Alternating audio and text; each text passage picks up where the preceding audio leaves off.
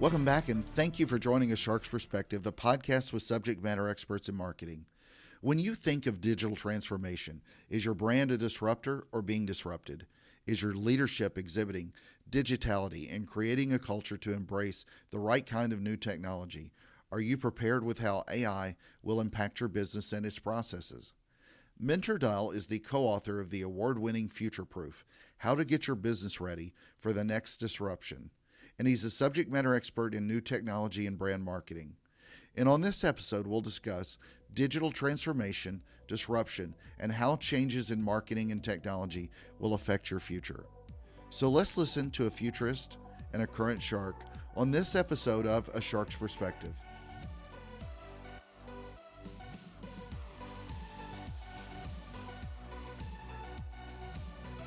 So, Mentor, thank you so much for being on A Shark's Perspective today. I'm honored to have you on the show. I'd like if you would just tell us a little bit about your career to start and how you got to where you are today.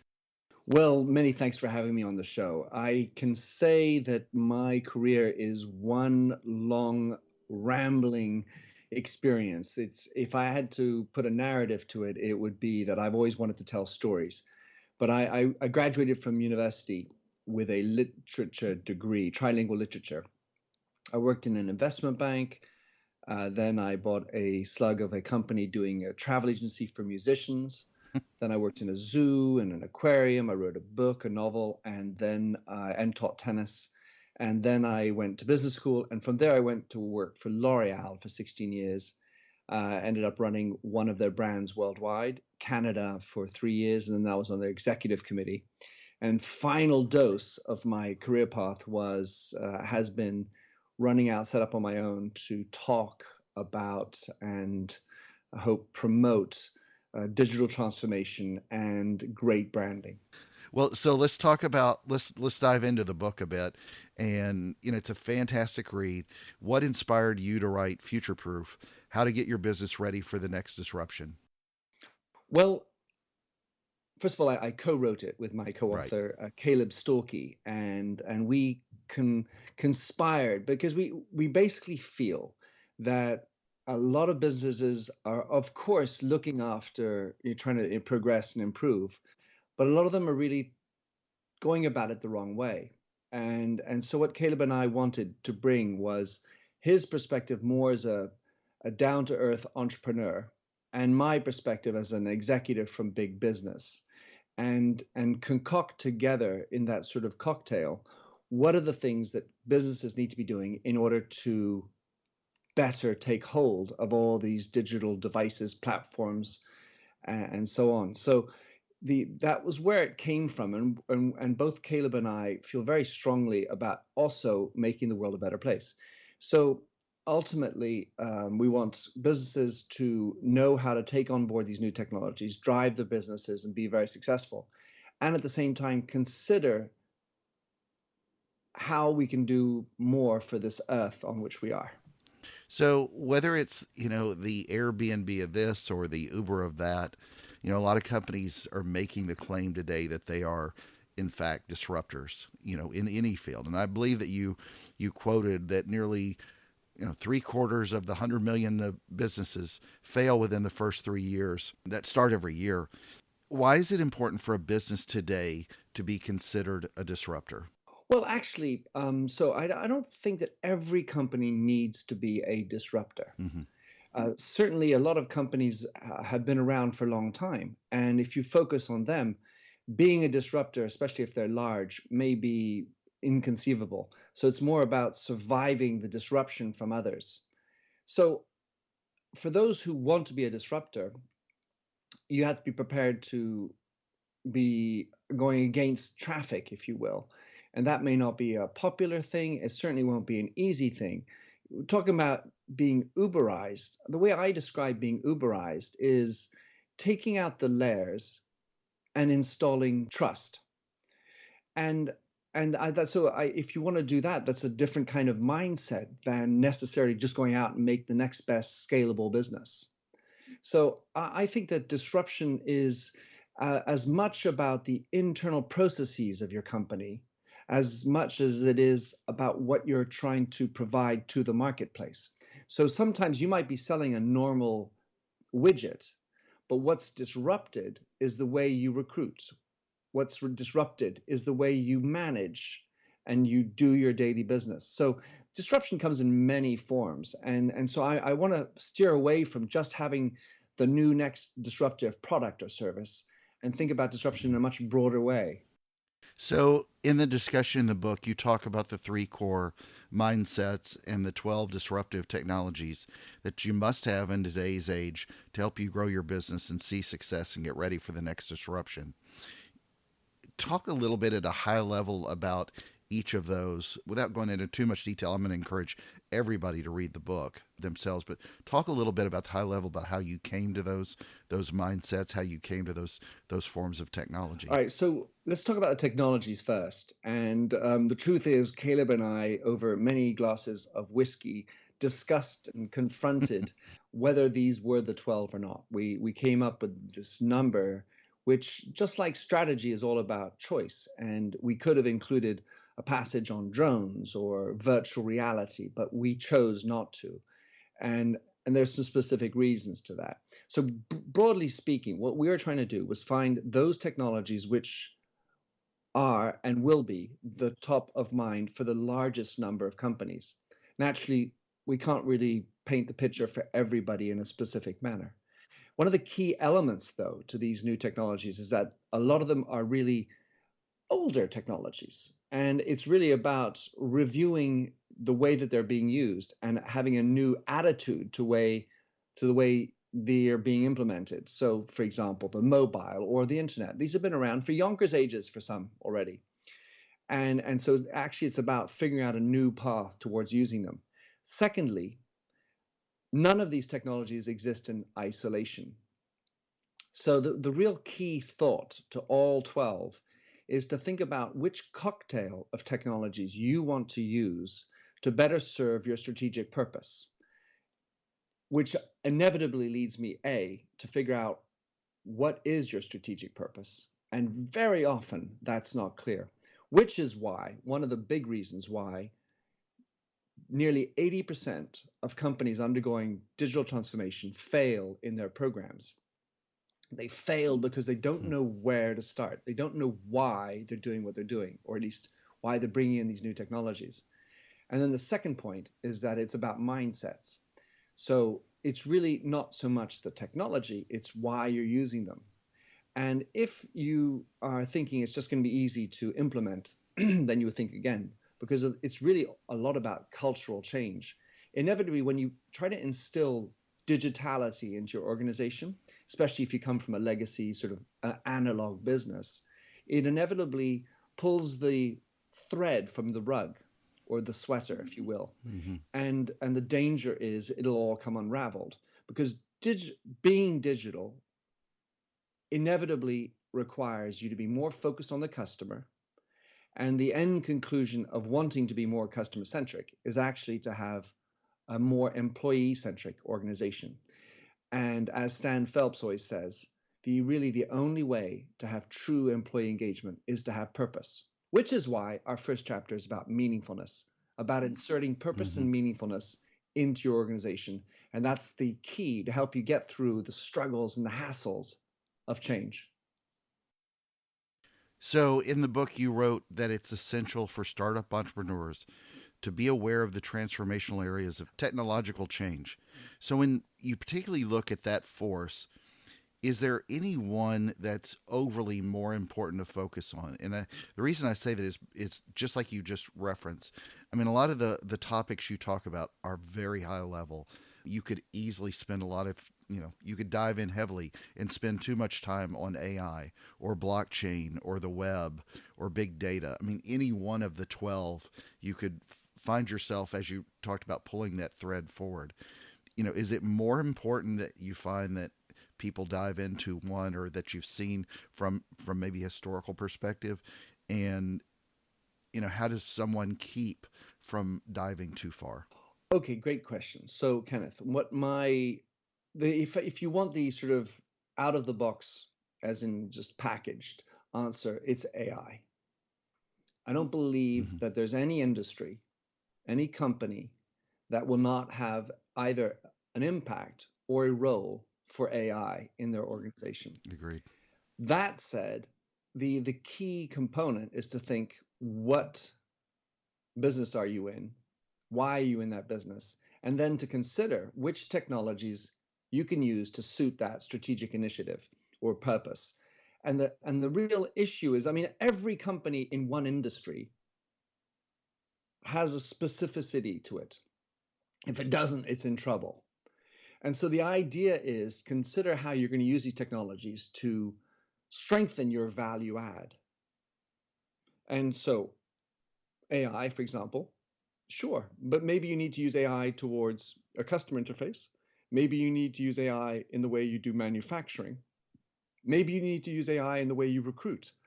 And all of these are happening as we speak, but you can't possibly try to do it in all of them. So which is your biggest Right. need to apply this resource to? And by the way, which other technologies would you need to include? Which other expertises do you need to have? Which is why the chapter on collaboration is so important, because in the end of the day, as you go about this, what you'll find is that you will not have all the expertises in-house. And so you have to figure out, what do you need? And then who do you need? And look at how you can collaborate with maybe startups or other partners to help you bring on board this technology and figure out how you're going to apply it to your biggest challenge. So the next point I'm going to bring up, it references a medical problem that I have, which is bright shiny object syndrome. And I love the fact that you put in there, in context to digital transformation, you wrote, as a business leader, it's a balancing act, exploring new technologies without succumbing to any or to shiny object syndrome. Explain what you mean by that. Well, inevitably, let's say one of the biggest challenges is that the bosses are the least digital elements. And I'm typically referring to larger businesses at this point. Of Hmm. course, if you're a startup and you're a geek, well, this is not you, the founder. But I'm talking about the larger organizations. And the challenge they have is figuring out which way is up, because they have to deal with unions, they have to deal with factory problems, and so many other problems. This thing called digital has of course, they know about it, but a lot of the times they don't feel that they need to be digital.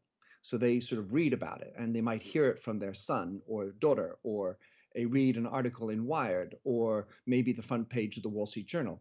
And then all of a sudden, oh, well, that's the thing. That's it. That's what I need. So they kind of get it backwards. They get introduced to this thing called Instagram. Oh, wow, it's really cool. And the daughter shows them how to use it. Well, next time they're in a meeting, they're going to be bringing up Instagram.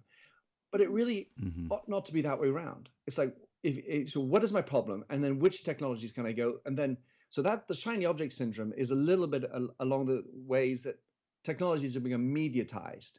And whether that's an individual who's sharing with you at a dinner table, or a radio interview you listen to, or a article on the front of the Wall Street Journal, that sort of, I would say, feeds the fire of the shiny object syndrome, SOS. Anyway, so yeah, that's how I approach that. And what we really want to focus on is figuring out which technologies are going to help you drive your business, as opposed to, oh, that's a nice technology, let's just use it and see how we can figure it out.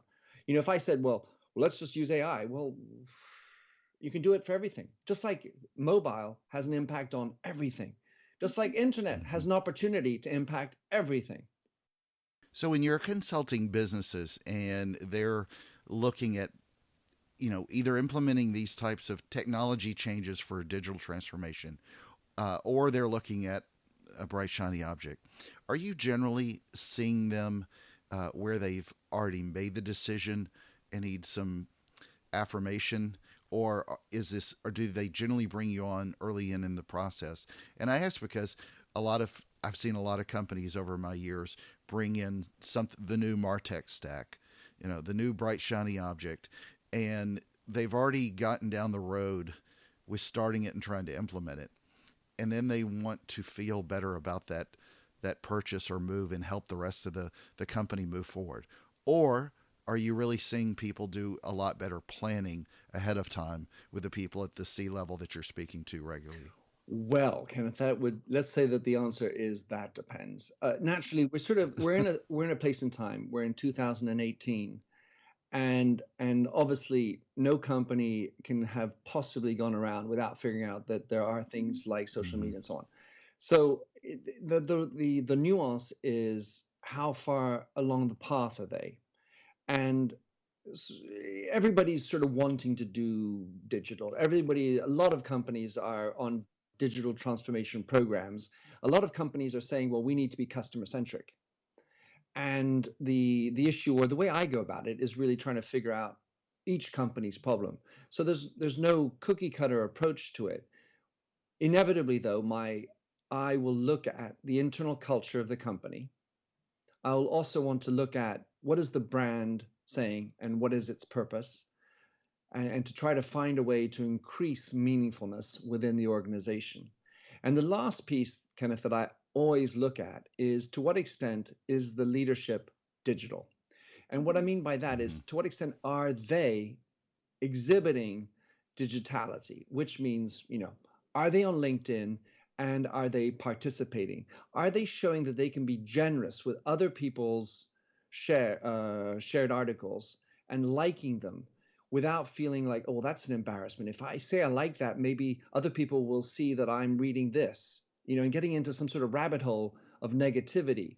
So essentially, what I need to do is go in and find out to the extent that the board is digital. Because if they're not, then the very big chances are that they're going to be making decisions based on the wrong types of recommendations, not understanding Hmm. how absolutely frustrating it is to have this stupid advertisement popping up in the middle of my mobile interface on Facebook.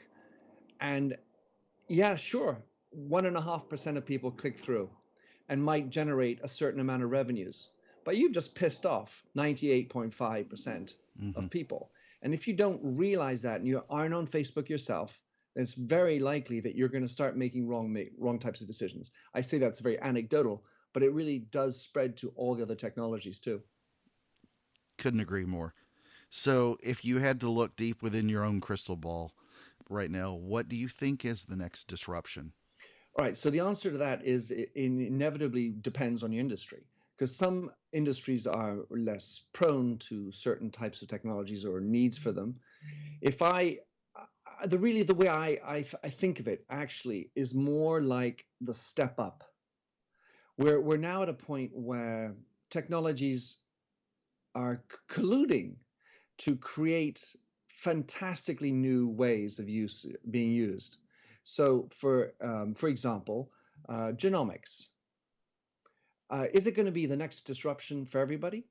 Absolutely not. But it's coming around, and it's going to be a big wave, because we're going to get down to a point where everybody can get their genetic coding read for under $100, which will allow for, depending on how it's managed per country, will allow for much bigger meta level readings of genetics, which will allow for preventative medicine when it comes to the individuals. So that's going to have an impact on the government. It's going to have an impact on how HR operates. It's going to have an impact on all medical fields in and out. And so genomics is about to have an enormous breakout, and it will have a massive impact. But if you're selling widgets, it's maybe not your first port of call or issue. You might, for example, consider as what we did in the book, Kenneth, which Caleb and I really felt strongly. As much as we were trying always to be introductory to a lot of these technologies, in other words, if you're an expert in genomics, then this book isn't for you. But each chapter tries to bring you down a path and land you on some concrete things to do.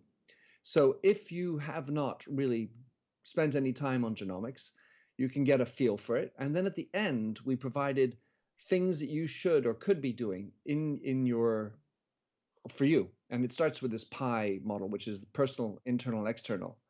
And the idea is to be action oriented and start getting on board and start being more digital.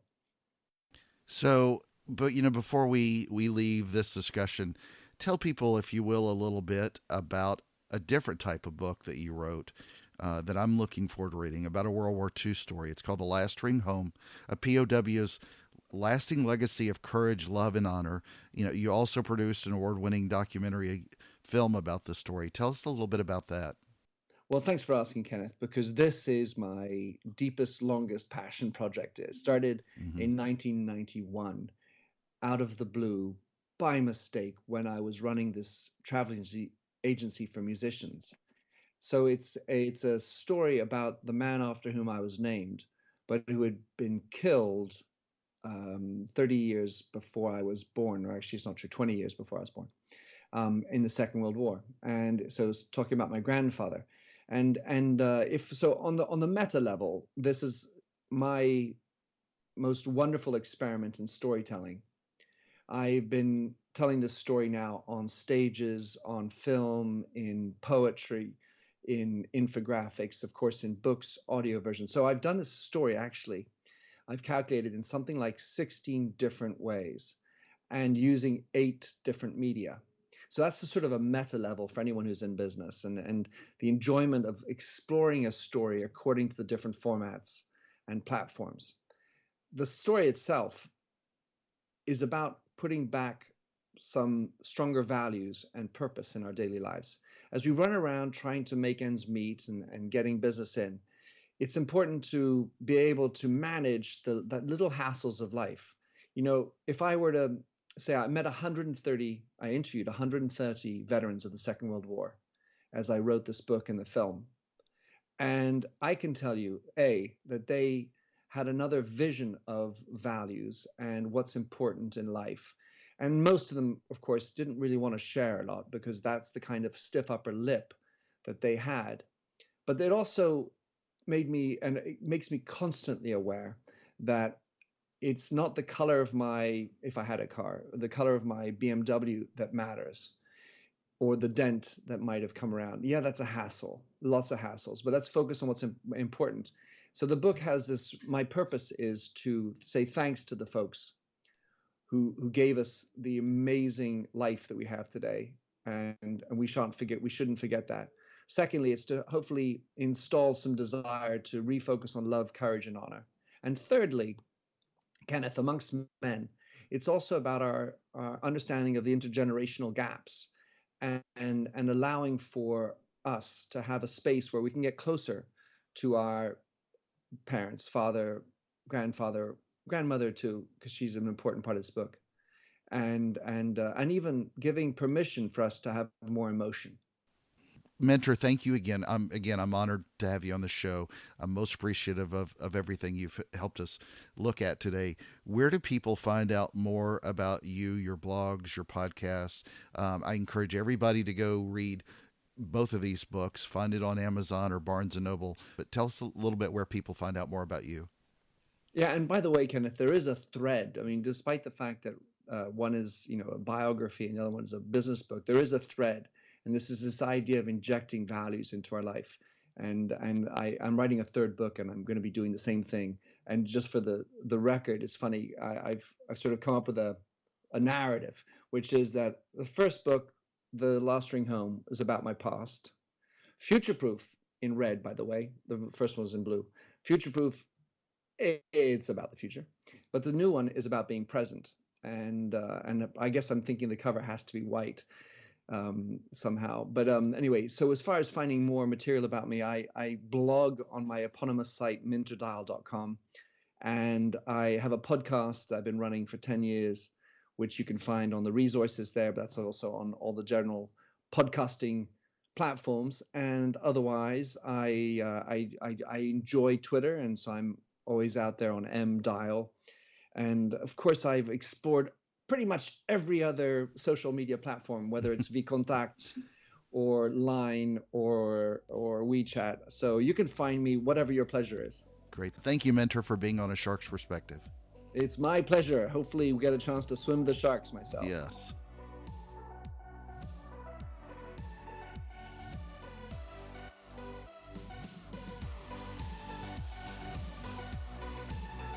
So there was my conversation with Mentor Dial, the co-author of the award-winning Futureproof, How to Get Your Business Ready for the Next Disruption, and a subject matter expert in new technology and brand marketing.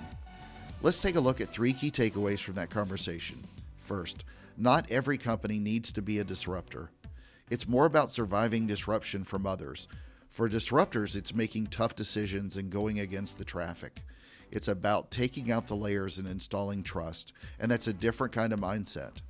Being a disruptor is about the internal processes of your company as much as what you're trying to provide to the marketplace. Disruption comes in many forms. Second, no technologies exist in isolation. Think about the technology mix that you want to use to better serve your purpose. Nearly 80% of companies going through digital transformation fail with this because they don't understand that purpose. It's as much a culture and mindset change. And many bosses in larger companies are not digital. They get introduced to new technologies. It's the shiny object syndrome, but does it actually fix your problem, or is it just the new thing? To what extent is your leadership digital? Are they exhibiting digitality? If not, then they might just be making uninformed decisions. Third, being digital inevitably requires you to be more focused on the customer, and the end conclusion of wanting to be more customer-centric is actually to have a more employee-centric organization. Got a question? Please feel free to find me on LinkedIn or send me an email to kenneth@sharksperspective.com. Thank you so much for taking the time to listen to this show regarding another one of the many components that makes up marketing today. So the future is now. Are you a disruption for positive? Join us on the next episode of A Shark's Perspective.